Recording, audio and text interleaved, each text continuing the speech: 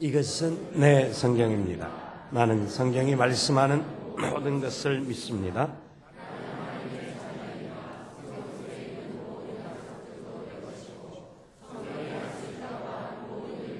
나는 할 수 있습니다. 나는 지금 영원 불변한 하나님의 말씀을 받습니다. 내 생각은 깨어있고 내 마음은 열려 있습니다. 지금 받으려 하는 하나님의 말씀으로 인해 분명히 나는 변할 것이고 성장할 것입니다. 할렐루야. 아멘. 나는 예수를 믿는가? 나는 예수를 믿는다. 시리즈 네 번째 제목의 말씀은 나는 참 포도나무요. 나는 참 포도나무요. 라는 말씀입니다. 우리가 지난 3주 동안 예수님을 보다 더 구체적으로 알고 보다 더 바로 믿기를 소망하는 마음으로 예수님을 배우고 있습니다. 특별히 요한복음에서는 예수님께서 에고 에이미, 나는 무엇이다 라고 하는 것을 7가지로 말씀을 하고 있습니다. 그 중에 우리가 3가지를 배웠는데, 첫 번째 주에는 생명의 떡이시다. 이 떡을 먹는 자는 줄이지 않고 영원히 목마르지 않을 것이다. 두 번째 주에 나는 선한 목자다. 선한 목자는 양들을 위하여 목숨을 버린다. 세상의 기준과 다른 목자이심을 말씀해 주셨습니다. 지난 주간은 주님께서 세상의 빛이다 라고 말씀하시면서 이 빛을 통하여서 생명의 역사, 구원의 역사, 은혜의 역사가 있고 우리가 그 빛을 받은 자들답게 빛을 반사하며 살아가는 삶을 살아야 된다라는 말씀을 나누었습니다. 나머지 3가지가 더 있는데요. 나는 양의 문이다. 나는 길이요 진리요 생명이다. 나는 부활이요 생명이다. 라고 하는 말씀이 있는데 다음 기회에 다음 또 다른 말씀들과 연결해서 말씀을 나누고자 합니다. 오늘은 나는 선한 목자라 하는 말씀이 나는 참 포도나무다 라는 말씀이 우리에게 무엇을 전하고 있는지를 좀 더 구체적으로 살펴보기를 원하는데, 자, 1절 말씀 다시 한번 우리 같이 읽어보겠습니다. 나는 참 포도나무요 내 아버지는 그 농부라. 주님께서 왜 나는 참 포도나무다 그렇게 말씀을 하셨을까요? 참 포도나무다 라고 말씀하신 이유가 있습니다. 이유 없이 주님은 말씀하지 않으실 겁니다. 다른 나무가 굉장히 많은데도 불구하고 참 포도나무다 라는 말씀을 하셨다는 거예요. 여기에 2가지를 살펴볼 수 있는데, 하나는 참이라는 거예요. 참이라는 말을 비교해보면 거짓된 것이 있고 바르지 못한 것이 있다는 것을 알 수가 있습니다. 그 당시에 거짓된 선지자들과 거짓된 사람들이 와서 자기들이 참이다, 자기들이 진짜다 라고 거짓 교리를 가르친 부분들이 많습니다. 주님께서 요한복음 1장 9절에서 빛에 대하여 이야기하시면서 참 빛이 세상에 왔다 그렇게 말씀을 하셨어요. 요한복음 6장에서 생명의 떡에 대한 이야기를 하면서 그 떡이 바로 참떡이다. 참떡이다. 그러니까 가짜 떡도 있고 가짜 빛도 있다라는 것을 생각할 수가 있습니다. 히브리서 8장에서 주님께서는 참된 장막이다라고 이야기합니다. 참된 장막이다. 그러니까 집이 있고 궁궐이 있어도 그것이 거짓된 것일 수도 있고 우리가 살아야 할 것이 진정 어딘지 하는 참된 것에 대해서 주님은 계속 말씀을 하고 있습니다. 세상은 미혹하는 영이 굉장히 들끓습니다. 거짓된 영들이 많습니다. 잘못된 것들이 와서 이게 진리라고 이야기하면서 자기들에게 참된 것이 있다라고 삭과서 조금 비틀어서 이야기하니까 굉장히 신기한 듯 사람들이 미혹되는 현상들이 일어납니다. 이단들이 일어나고 있고 거짓 선지자들이 있는 세상 속에 참 포도나무, 참 생명은 예수 그리스도밖에 없음을 믿고 미혹당하지 않는 저와 여러분 될 수 있기를 바랍니다. 그래서 주님은 참 포도나무다라고 말합니다. 자, 근데 참은 대강 이해가 되겠는데 그럼 포도나무를 왜 이야기를 했을까요? 성경에 나오는 나무가 참 많습니다. 그런데 포도나무다라고 말하는 데는 거기에 또 다른 이유가 있을 겁니다. 자, 포도나무가 처음에 이런 모양으로 있습니다. 여러분, 나무가 있는데 나무가 볼품이 없어요. 그렇지 않아요? 포도나무가 그냥 나무만 있을 때에는 그 나무도 그렇게 크지도 아니하고 굵기도 그렇게 굵지도 않아요. 그런데 나무가 이렇게 쭉 올라가서 가지가 많이 나와 있는데 사실 볼품이 별로 없어요. 그리고 나무 자체로는 그 목재로 쓰려고 하든지 아니면 뭐 장작으로 쓰려고 해도 그렇게 크게 쓰임을 받을 수가 없어요. 성경에 등장하는 나무 중에서 가장 고상하고 멋있고 아름다리가 굵고 모든 웅장한 나무가 있는데 그것은 백향목이라는 나무가 있습니다. 백향목. 백향목은 성전을 짓는 데 사용할 정도로 나무가 크고 곧고 둘레가 아름다리가 굉장히 커서 사람들이 어른들이 몇 명이 둘러싸도 그 나무가 잘 자랄 때는 다 둘러싸지 못할 정도로 그렇게 좋은 나무. 그러니까 나무 자체가 값은 있죠. 그래서 성전에 다른 나무도 많은데 성경에 주님이 왜 하필 참 포도나무다 그랬을까요?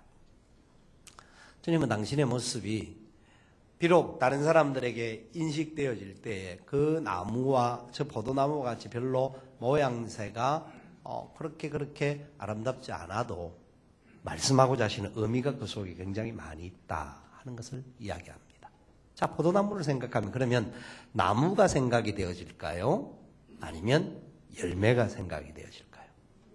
포도나무는 나무보다는 생각이 훨씬 많이 나는 게 열매입니다. 자, 먹고 싶죠? 포도나무에는 굉장한 열매가 맺힙니다. 그러니까 포도나무는 나무보다 열매가 훨씬 어디서 저런 포도가 있나 싶은가 보죠?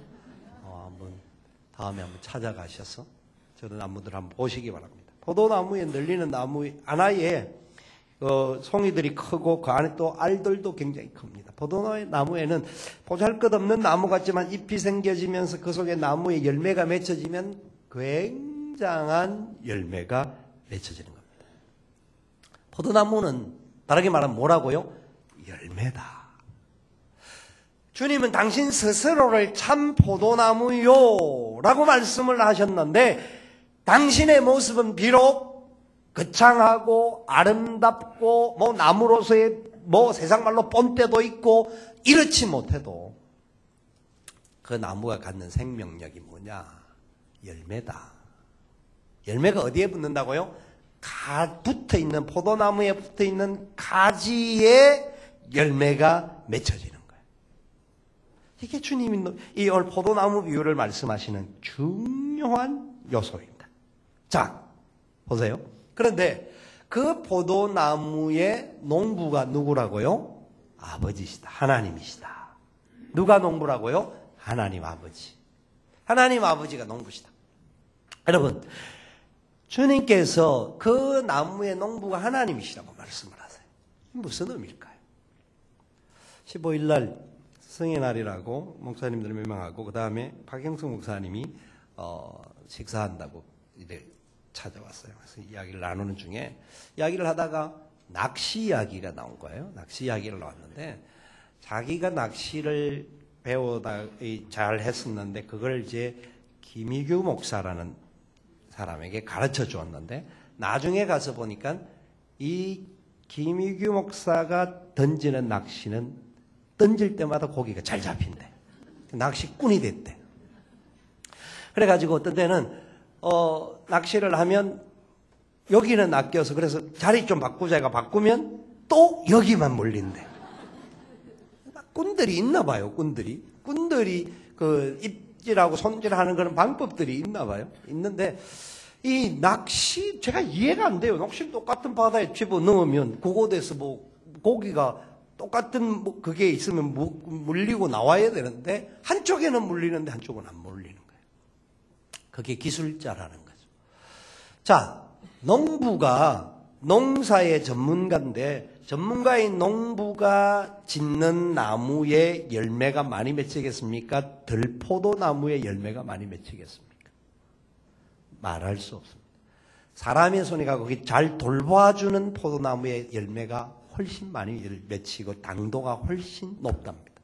들포도나무는 싱싱하고 뭐 좋기는 좋은 것도 있겠지만 그런데 열매는 그렇게 많이 맺히지 않습니다. 하물며 그 농부가 일반 기술자 전문가보다 비교가 안 되는 하나님 아버지가 무엇이라고요? 농부라는 거예요. 나무는 누구가 나무시라고요? 예수님. 그러면 그 나무에는 열매가 맺히는 것이 당연할까요? 아닐까요? 말을 이해를 못 하시는가 봐요. 그 나무에는 포도나무가 예수님이고 그 나무를 기르시는 분이 하나님 아버지신데 그 나무에는 열매가 맺히는 것이 당연한 겁니다. 하나님 천지만물의 주인이시고 창조주신데 어떻게 그 나무에 열매가 안 맺힐 수 있겠습니까? 오늘 이 본문에 있어서 예수님께서는 요한복음 15장을 통하여서 열매가 맺혀지는 부분을 과실에 대한 이야기를 8번이나 하고 있습니다.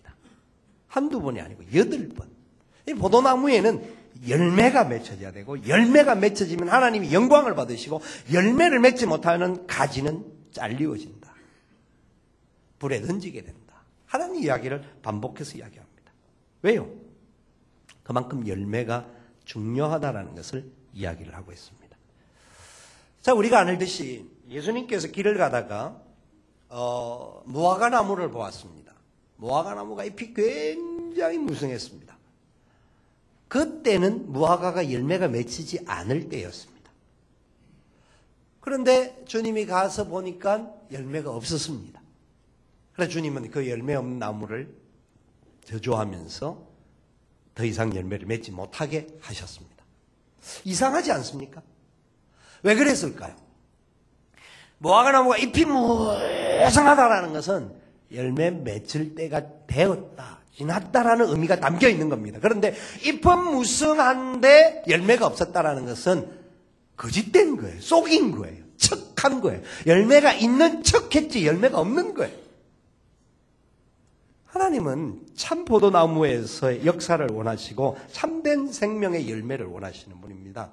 그래서 그렇게 거짓된 모습으로 열매가 있는 듯한 부분에 대해서 하나님 기뻐하지 않으셨던 거죠. 그래서 그 나무를 저주한 것뿐입니다. 자, 하나님이 포도나무를 통하여서 어떤 나무를 통하여서 그곳에 찾기를 원하는 것은 열매입니다. 열매. 우리는 어떤 상태인지 한번 확인해 볼 필요가 있습니다. 농부 되신 아버지 하나님은 왜 잎만 무성하고 열매를 맺지 못하는 가지를 사정없이 치실까요? 오늘 이 본문 2절 말씀해 보니까 2절 말씀을 한번 다시 읽어봅시다. 무릇 내게 붙어있어 열매를 맺지 아니하는 가지는 아버지께서 그것을 제거해 버리시고 무릇 열매를 맺는 가지는 더 열매를 맺게 하려 하여 그것을 깨끗하게 하시느니라. 아멘. 포도나무에 붙어있는 열매 없는 그 부분을 하나님은 열매 없는 가지를 가차없이 제거하신다. 왜요? 그 나무 때문에 다른 가지가 열매를 못 맺기 때문입니다. 병든 가지를 제거해야 병균이 옆으로 옮겨가지 않습니다. 열매 때문에 그런 거예요. 열매 때문에 그런 거예요.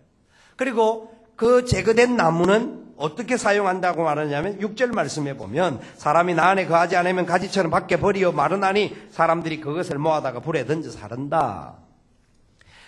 열매 없는 나무는 꺾여지게 되고 제거되어지고 땅에 떨어져 있으면 결국 나중에 불쏘시개로밖에 쓸모가 없다 하는 이야기를 하고 있습니다. 자, 하나님께서 우리에게 열매에 대한 이야기를 말씀을 하는데 왜 열매를 강조하시면서 열매 맺지 못하는 그 나무의 가지들은 꺾으셔 버릴까 하는 것이죠. 여러분 이것 때문에 어떤 마음이 드십니까? 어떤 상태가 있으십니까? 이사야서 5장에 보면 하나님께 이 땅에 포도나무를 심으셨습니다. 그것은 처음에는 포도나무를 이스라엘 백성들로 심으셨습니다.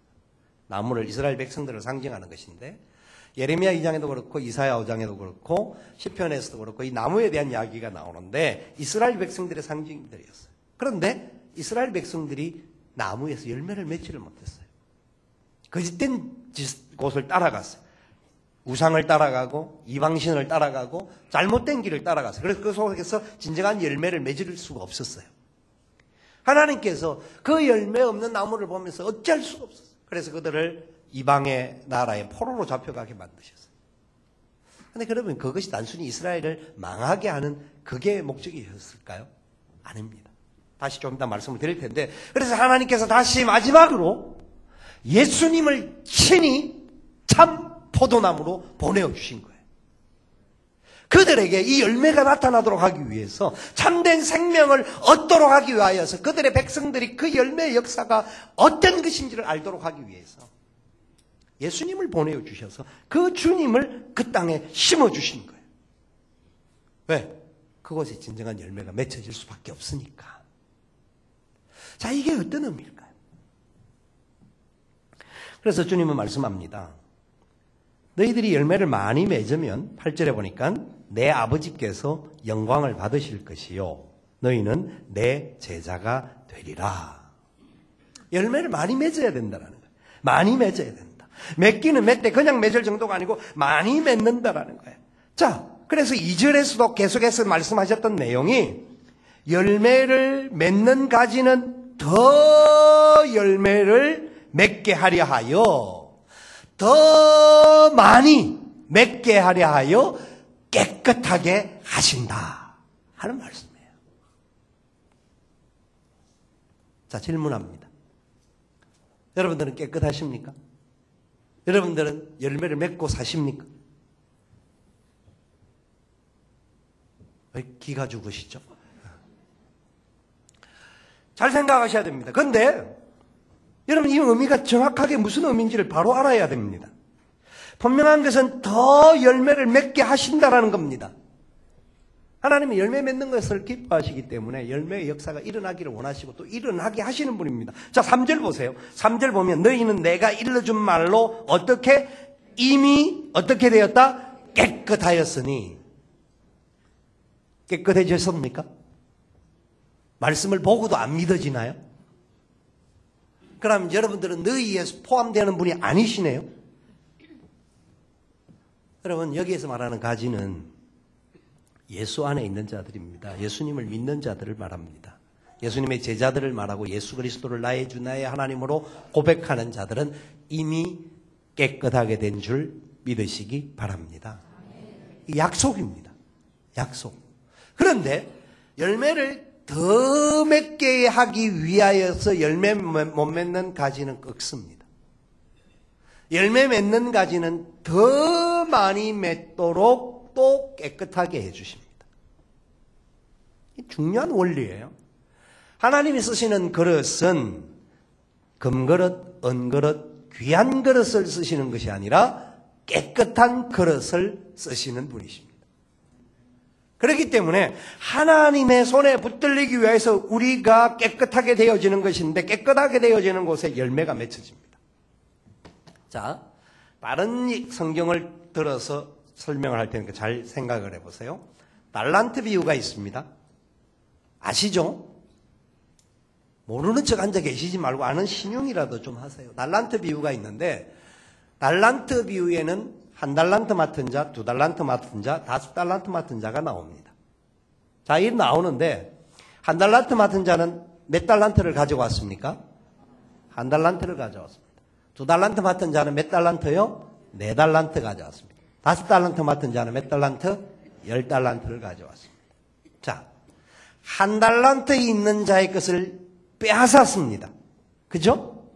하나밖에 없는데 빼앗았습니다. 누구를 줬죠?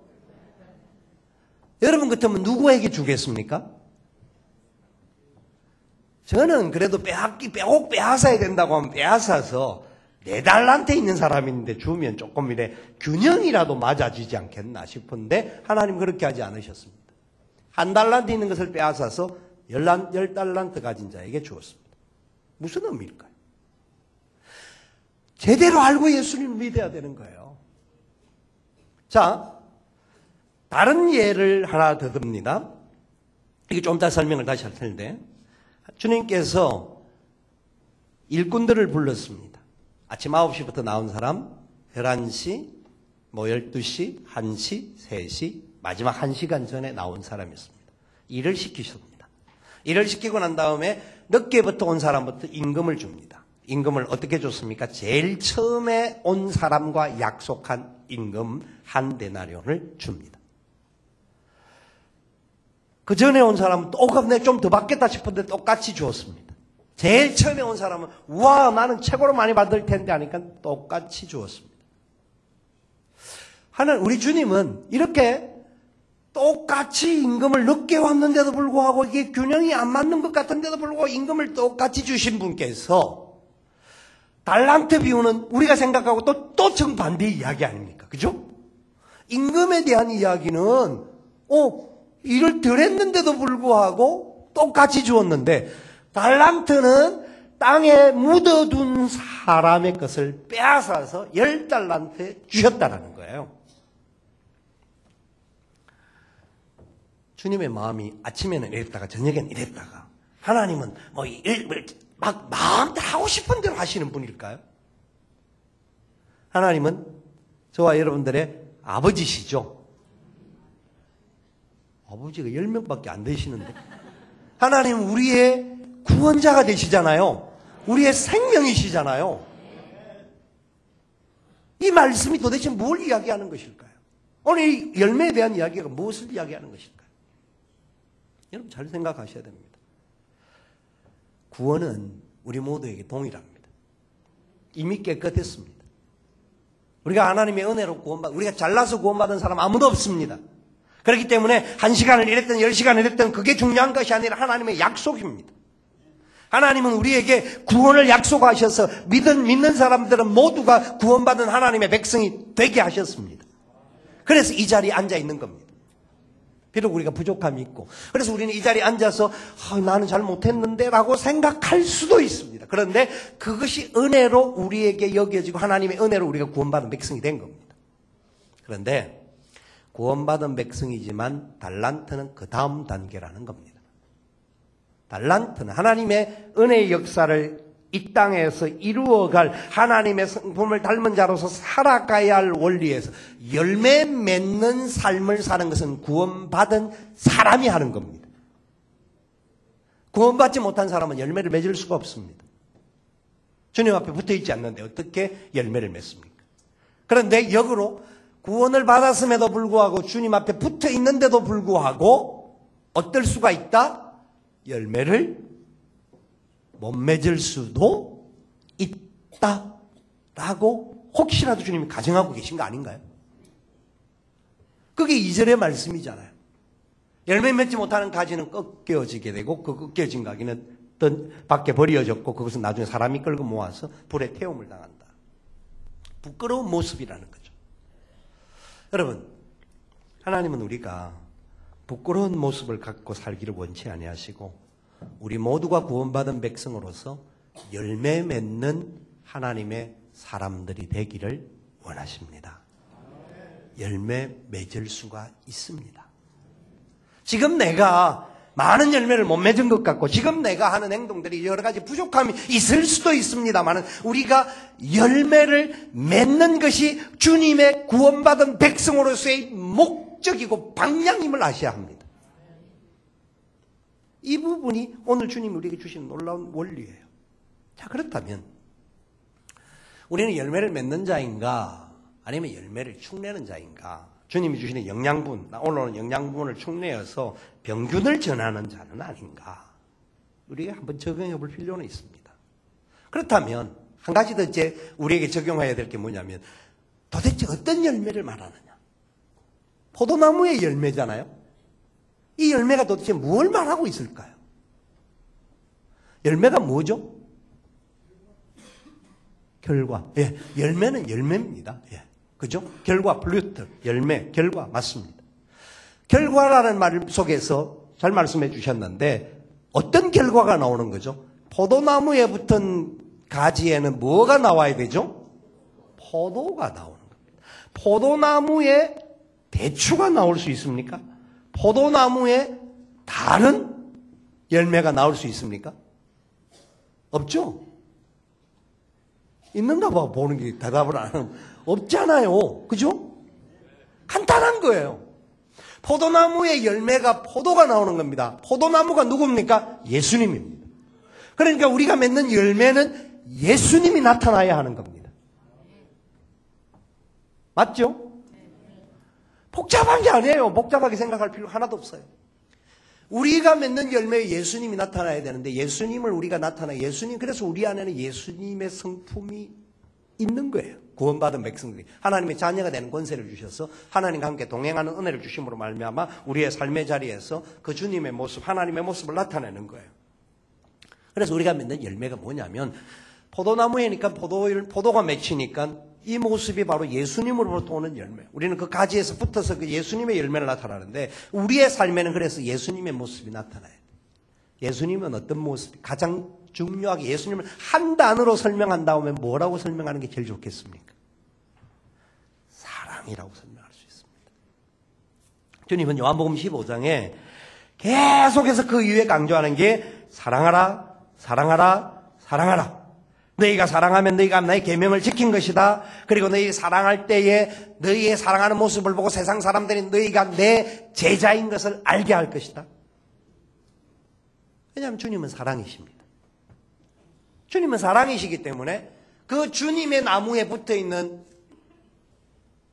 나무에는 열매가 사랑이 맺혀지는 거예요.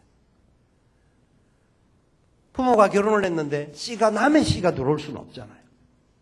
그런 간단한 원리예요. 그렇기 때문에 우리는 이 사랑의 역사를 나타내는데 사랑을 나타내는 것을 가만히 살펴보니까 우리가 포도나무의 열매를 맺는데 열매를 맺는 방법을 우리 힘으로는 안 되는 거예요. 붙어있는 것인데 이 요한복음이 왜 15장에서 포도나무를 설명하고 있느냐면 14장, 15장, 16장, 17장까지도 다 포함을 할 수가 있습니다만은 이 모든 부분을 예수님의 마지막 강해, 마지막 설교의 말씀이에요. 예수님이 이 땅을 떠나기 전에 제자들에게 당부해 줬던 말씀이 14장, 15장, 16장에 나오고 17장은 설교의 말씀으로 이렇게 채워져 있는데 이 내용의 가장 중요한 핵심이 무엇이 나오느냐 하면 또 다른 보혜사를 보내주겠다. 약속하셨죠. 그죠? 예수님께서 이 복음에서 14장, 15장, 16장에서 맞아요. 목사가 거짓말 하겠습니까? 안 맞아도 고개라도 몰라도 고개라도 끄떡이라도 해보세요. 이 성경을 제대로 몰라고 어떻게 살라고 그래요? 보혜사 성령을 보내주시겠다고 약속하셨는데 보혜사 성령이 오시면 주님이 생각난다고 했습니다. 말씀이 생각난다고 했습니다. 죄가 깨달아진다고 했습니다. 변화되어진다고 했습니다. 주님을 닮아갈 수 있도록 하셨다고 했습니다. 이 땅에서 핍박을 받아도 주님의 이름으로 나가기 때문에 핍박을 이길 수 있다라고 말씀하셨어요. 누가요? 성령님이 계시기 때문에.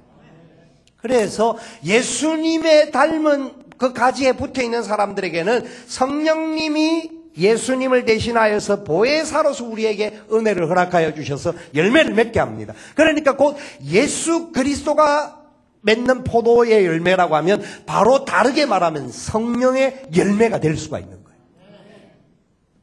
하나님의 은혜, 성령의 은혜, 이것이 바로 예수 그리스도의 크신 은혜와 같은 거죠. 그래서 우리는 성령의 열매. 그래서 성령의 열매가 성경에 뭐라고 합니까? 갈라디아 5장 22절에 23절 말씀에 성령의 열매는 사랑과 희락과 화평과 자비와 오래 참음과 자비와 양성과 충성과 온유와 절제니 이와 같은 것을 금지할 법이 없다. 성령의 열매를 이야기할 때 9가지가 나오는데 이 9가지에 대한 이야기가 사실은 많은 학자들이 요새 해석을 하기를 동사를 사용할 때 단수 동사를 씁니다. 한글에는 단수 동사, 복수 동사가 없지만 영어나 헬라어나 히브리어에는 동사가 단수 동사, 복수 동사가 있어요. 그런데 9가지를 설명하려고 하면 복수 동사를 써야 돼. 성령의 열매들은 해야 되는데 성령의 열매는 이라는 단수 동사를 사용하고 있어요. 그러면서 설명을 하는데 이 모든 열매의 결론이 뭐냐면 사랑이라는 겁니다. 사랑, 희락, 화평, 오래 참음, 자비, 양선, 충성, 온유, 절제 이 모든 것이 사실은 사랑의 역사에서 나오는 것이다. 예수 그리스도의 열매가 바로 그렇게 나오는 것이다. 라는 겁니다. 성령의 열매를 맺으시기를 바랍니다. 성령의 열매를 사모하셔야 됩니다.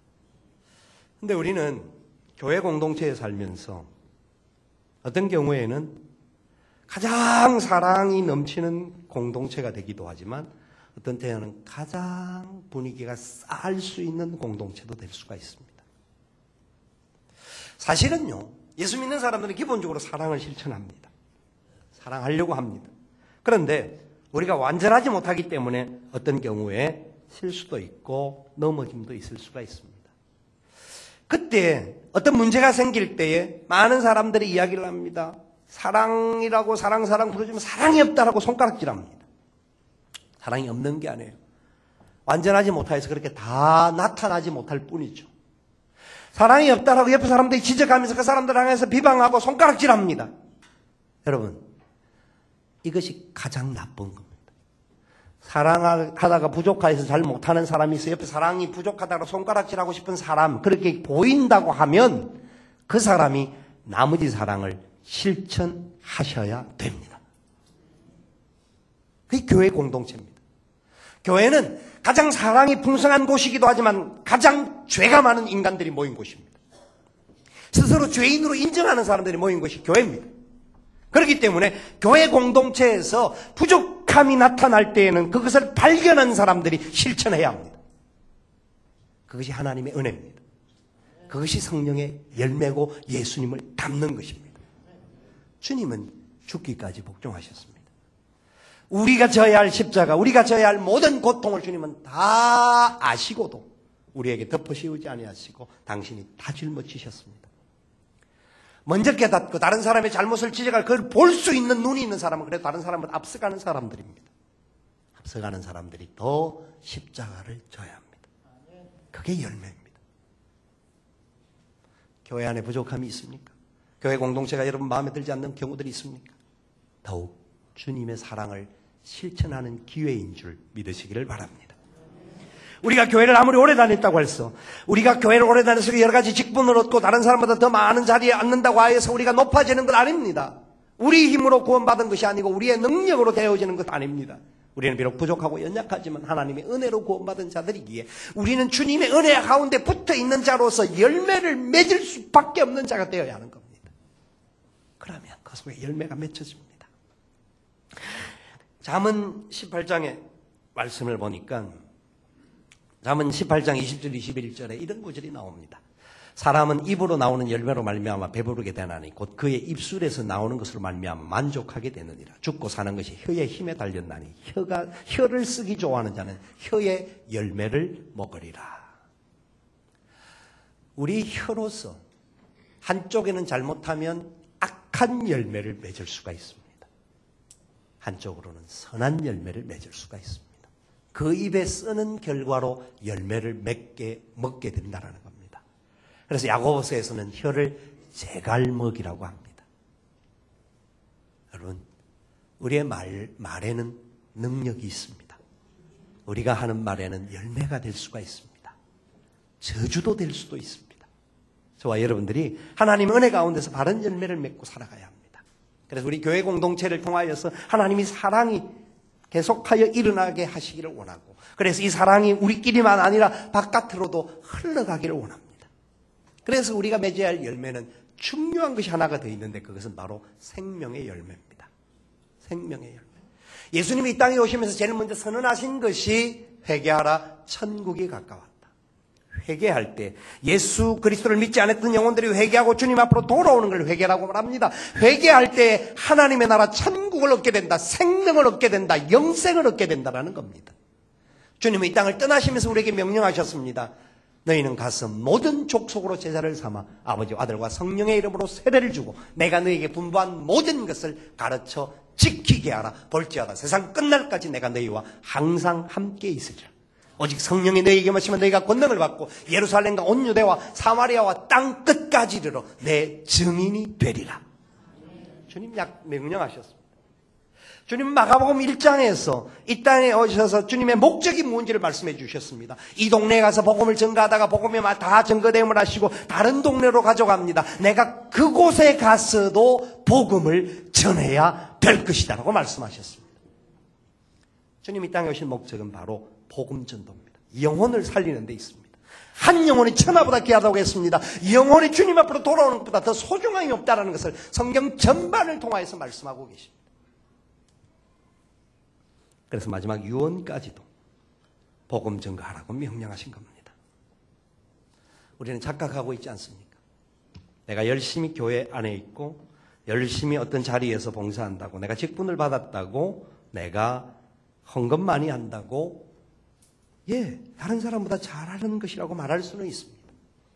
그런데 과연 생명의 열매를 맺고 있으십니까? 지난 금요일 날 세월호 선원들에 대한 재판 과정에 대한 보도가 나왔습니다. 그 내용 중에 이런 내용이 나왔습니다. 자신들이 살려고 다른 사람들을 구조하지 않았다라는 겁니다. 너무너무 안타까운 말이었어요. 그런데 그 이면의 세월호 안에 탔던 선원들 중에서 몇 분 죽음을 당했었던 분들에 대한 이야기가 또 같이 나옵니다. 한 분은 나이가 그렇게 많지도 않는 젊은 분인데 마지막으로 자기 아내와 전화를 하면서 저금 통장에 있는 돈 갖고 아이들 등록금 하고 이렇게 하라 하고, 나는 지금 다시 아이들을 구하러 들어가야 된다. 그 내용을 들으면서 참 달라도 참 다르다 하는 생각이 들면서 질문을 해보았습니다. 너는 어떻냐? 예수 믿는 너희들은 어떻냐? 하는 겁니다.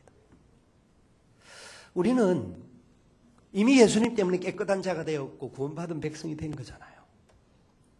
그러니까 다른 사람이 죽어가든 말든 상관없지는 않지만 마음 한곳 항상 그거는 있기는 있겠지만 실제로 우리가 그 영혼들을 살리기 위해서 얼마나 노력을 하고 있느냐 이거죠. 회개하는 마음들이 들지 않을 수가 없었습니다. 진정한 사랑은 죽어가는 사람을 살려내는 겁니다. 부모님께 효도하는 것 좋습니다. 가장 큰 효도가 뭡니까? 믿지 않는 부모님들이 예수 그리스도를 영접하고 돌아가게 하시는 겁니다. 그것보다 더 큰 효도가 없습니다. 많은 용돈도 드려야 하고 잘 섬겨야 되지만 그분들이 구원받은 백성이 되게 하는 것보다 더 좋은 것이 없습니다. 자식들을 바로 키우기 위해서 발버둥칩니다. 어떤 것이 가장 소중한 것일까요? 어떤 열매를 맺게 해야 될까요? 예수 그리스도를 믿고 구원받은 하나님 백성으로서 이 땅에서 나아가서 어디를 가든지 하나님의 역사를 이어가는 자들로 만들어야 되지 않겠습니까? 빌립 전도라는 중에 어느 전도사님이 간증이 있었습니다. 그분은 열심히 전도하면서 신앙생활을 하고 어머님도 전도를 했는데 전도 생활을 하다 보니까 경제적으로 약하다가 보니까 제대로 해드리지 못해서 전화할 때마다 어머님 미안합니다. 하여튼 건강하세요. 미안합니다라고 할 때 그 어머님이 이렇게 답을 하셨다는 겁니다. 아니다. 너는 나에게 너무 좋은 것을 줬다. 내가 예수 믿지 못하고 방황하고 있을 때, 내가 딴 길로 가고 있을 때 네가 나를 위하여 기도해 주었고 네가 나에게 복음을 전가하기 위해서 네 모든 것을 다 했지 않느냐. 네가 전해주신 예수님만 해도 나는 아무 다른 것은 더 이상 필요 없다. 나는 괜찮으니까 네 복음 전도를 위해서 더 열심히 살면 좋겠다. 구원받은 하나님의 백성의 아름다운 간증이라고 했습니다. 여러분, 우리가 구원받은 것이 얼마나 귀한 일인지 모릅니다. 얼마나 놀라운 열매를 우리가 이미 가지고 있는 것인지 모릅니다. 이 열매를 우리가 나누어야 합니다. 베풀어야 합니다. 전해야 합니다. 빌립 전도를 통하여서 또 땅끝까지 복음 전가하는 많은 선교사님들을 통하여서 이 사역들이 이루어지고 있습니다. 우리가 어떤 경우에는 시간이 없어서라도 또 여러 가지 상황에서 직접 하고 싶은데 잘 못하는 경우들도 있습니다. 항상 마음에 그래서 무거운 짐이 있을 수가 있습니다. 그런데 전도하는 방법들이 있습니다. 다 말씀을 드렸습니다. 첫 번째는 여러분 그렇게 열심히 하는 선교사님들과 또 전도를 열심히 하는 분들을 위해서 기도하십시오. 기도하시면 여러분들도 동일하게 그 전도의 사역에, 생명 살리는 사역에 헌신하는 겁니다. 기도하셔야 됩니다. 보내는 선교사의 역할을 감당해야 되는데, 그러기 위해서 또 빌립 전도도 그렇고 우리 단기 선교 기리키산 단기 선교팀이라든지 선교지에 나가 있는 선교사님들에게도 보급품이 필요해요. 보급품이 돈이 많이 들어요. 개인적으로 많이 헌신들을 하고 있어요. 교회에서도 지원을 하지만 본인들도 상당히 많은 헌신들을 하고 있어요. 그런데 혼자 힘으로 감당하지 못하기 때문에 옆에 있는 분들이 목장 식구들이나 줄내에 있는 주위에 있는 많은 분들이 그런 분들을 위해서 기도해 줘야 되고 십시일반 물질로라도 투자를 해야 돼요. 여러분 가지고 있는 물질을 그분들에게 드리고 선교하는 일에, 전도하는 일에 함께 쓰임받도록 하는 것도 놀라운 역사를 이루는 것인 줄 믿으시기를 바랍니다. 그곳에 우리는 함께 열매를 맺을 수가 있어요. 그래서 주님은 열매를 맺으려고 하면 주님 앞에 붙어 있어야 된다고 말하시면서 우리가 붙어 있는 것이 뭔지 다시 한번 마지막 정리를 해주고 있는 부분이 나오는데, 그게 이 주님의 말씀하시는 5절에 나오는 부분입니다. 자, 나는 포도나무 너희는 가지라. 그가 내 안에 내가 그 안에 거하면 사람이 열매를 많이 맺나니 나를 떠나서는 너희가 아무것도 할 수 없다. 붙어 있기만 하면 열매를 어떻게 맺는다고요? 많이 맺는다. 하나님은 우리에게 더 열매를 맺게 하시고 많이 맺게 하기를 원하시는 분이십니다.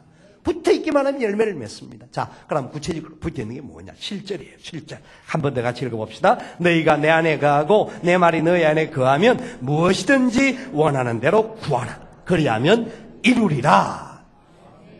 너희가 내 안에 거하고, 우리가 주님 안에 거하는 거예요. 그러면 또 어떻게 되나? 주님의 말씀이 우리 안에 거해야 되는 거예요. 주님이 우리 안에 거하는 방법 중에 한 가지가 말씀이 우리 안에 거하는 거예요. 말씀. 생명의 말씀이 우리 안에 거하면, 여러분 말씀에 가까이 가는 자들은 주님 안에 거하는 거예요. 예배에 가까이 나오는 자들은 바로 첫 번째 주님 앞에 가까이 가는 거예요. 그래서 예배가 그만큼 소중한 거예요. 그러나 예배만 드리면 시간만 주님께 나오는 것이 아니라 매일매일의 삶의 자리에서 주님께 말씀으로 가까이 가야 됩니다. 말씀에 가까이 가요. 아이들 학교 공부시키는 것 중요합니다. 그런데 우리 아이들 하나님의 말씀에 가까이 가도록 교육을 시켜야 됩니다. 부모들이 집에서 말씀 교육을 시켜야 돼요.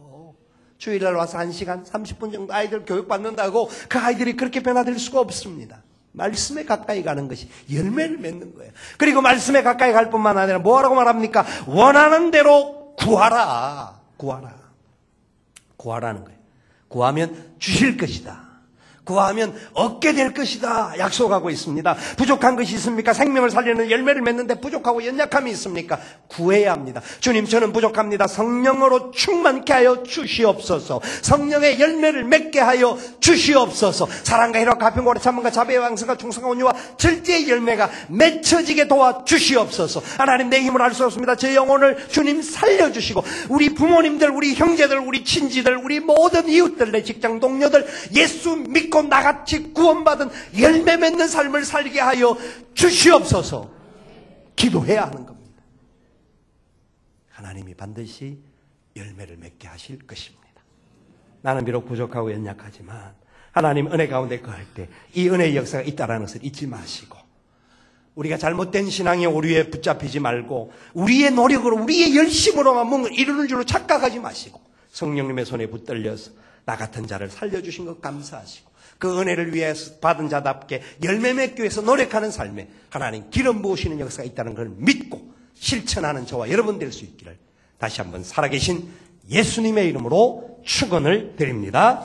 아멘. 우리 다 같이 일어나셔서 함께 찬양하며 결단의 시간을 갖기를 원합니다. 주님 안에 거할 때에 놀라운 역사가 있는 줄 믿습니다.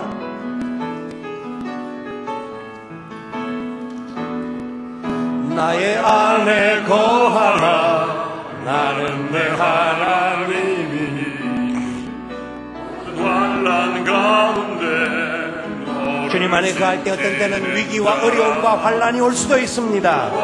그때도 주님은 우리와 함께 하셔서 놀라운 열매를 맺게 해주실 것입니다. 우리의 땀과 눈물과 헌신이 주의 역사를 이루어 주심을 믿으시기를 바랍니다. 하여 불렀나니 너는 내 것이라. 내 것이라. 너의 하나님이라. 내가 너를 몸에 놓고 존귀하게 여기노라. 너를 사랑하는 내 여호와라. 나의 안에 거하라. 나의 안에 거하라. 나는 내 하나님이 모든 환난 가운데 너를 지키는 자라. 두려워하지 말라.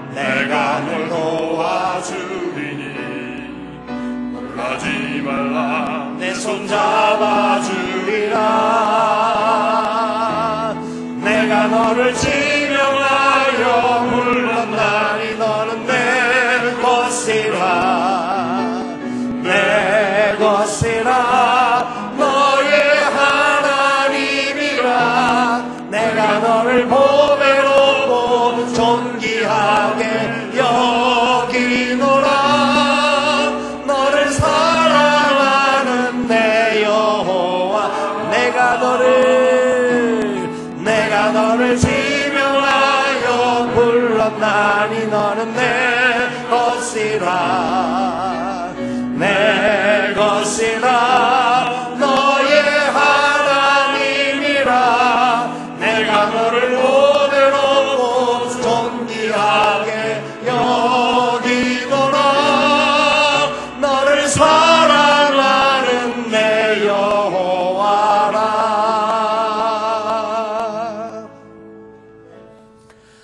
말씀을 생각하며 주님 앞에 구합시다. 주님 말씀이 내 안에 거하게 하여 주시고 주님 앞에 구할 제목들을 주심을 감사합니다. 열매 맺는 삶을 살게 하여 주옵소서.